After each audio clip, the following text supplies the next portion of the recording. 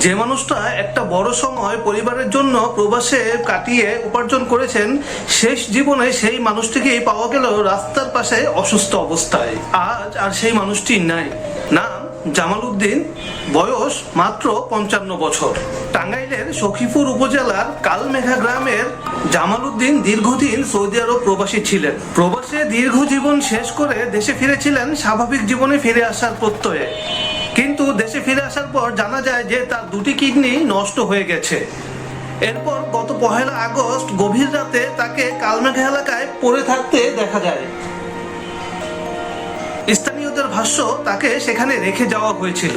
বৃষ্টির মধ্যে জামাল উদ্দিনকে সেখানে পড়ে থাকতে দেখেন তারই আপন ভাতিজি ইসমত আরা।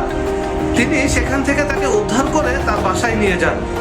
এরপর ঘটনাটি সামাজিক যোগাযোগ মাধ্যমে ছড়িয়ে পড়লে অনেকেই জামাল উদ্দিনকে সাহায্য করার জন্য হাত বাড়িয়ে দেন। 4 আগস্ট গ্রামবাসীর থেকে সাহায্য সহযোগিতা নিয়ে তাকে ভর্তি করা হয় সখীপুর উপজেলা স্বাস্থ্য কমপ্লেক্সে। কিন্তু তার শারীরিক অবস্থার উন্নতি হয়নি। তিনি অসুস্থ অবস্থায় সেখান থেকে তার ভাতিজি ইসমত আরার বাসায় আবার ফেরত যান।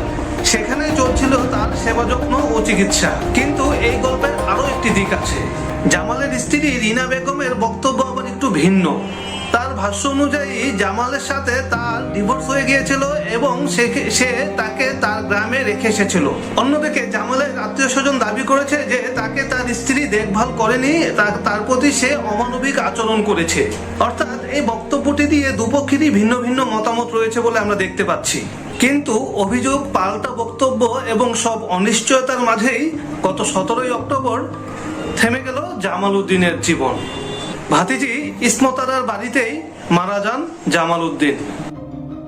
55 বছরের একটি মানুষ, যিনি জীবনের একটি বড় সময় কাটিয়েছেন সৌদি আরবে, তিনি তার নিজের দেশের মাটিতে শেষ নিঃশ্বাস ত্যাগ করলেন। যিনি অসুস্থ হওয়ার পর দেশে ফিরে এসেছিলেন, কিন্তু দেশে ফেরার পর তিনি এতটাই অসহায় হয়ে পড়লেন যে গ্রামবাসীর কাছ থেকে চাঁদা তুলে অবশেষে তার চিকিৎসা করতে হলো। তার নিজের পরিবারের কাছেই তিনি শেষ আশ্রয়টুকু পেলেন না, মারা গেলেন তার ভাতিজির ঘরে। কিন্তু জামাল উদ্দিনের গল্পটি এখানেই শেষ নয়। এই ঘটনাটি আমাদের সামনে আরো নিষ্ঠুর কিছু প্রশ্ন রেখে যায়। একজন মানুষ যতদিন উপার্জন করতে পারে ততদিনই কি তার মূল্য থাকে? আর যখন তিনি অসুস্থ হয়ে যান তখন কি তার জন্য কারো কোনো সহানুভূতি কাজ করে না? একজন মানুষ যতদিন উপার্জন করতে পারে ততদিনই কি তার মূল্য থাকে? কিন্তু তিনি যদি অসুস্থ হয়ে যান, বয়োবৃদ্ধ হন, তখন কি তার প্রতি কারোর কোনো দায়িত্ব থাকে না? জামাল উদ্দিনের শেষ জীবনের এই অবস্থার জন্য আসলে কে কতটুকু দায়ী সেটা সংশ্লিষ্টদের বক্তব্য অনুযায়ী আমরা অনুধাবন করতে পারি। কিন্তু এ থেকে আমরা একটা শিক্ষা লাভও করতে পারি। অসুস্থ অবস্থায় একজন মানুষকে কখনোই একা ফেলে রাখা উচিত নয়।